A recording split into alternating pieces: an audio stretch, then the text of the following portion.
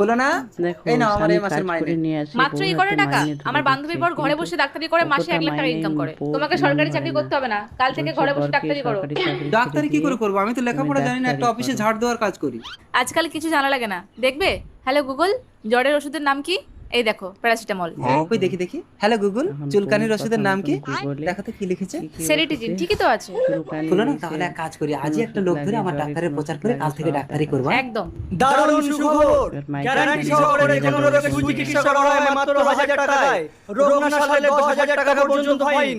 সুখবর, সুখবর, সুখবর। রোগ না সারলে 10,000 টাকা ফাইন। এ ভাই 1000 টাকা ধার দিবি? না না আমি দেবো না। আরে শোন, 1000 টাকা দিলে আমি 10,000 টাকা আনবো। 1,000 কি টাকা করে? দিয়ে 10,000 টাকা ইনকাম করি। তাই ঠিক আছে, চল দেখো দেবো, কিভাবে চল। ইনকাম করছে।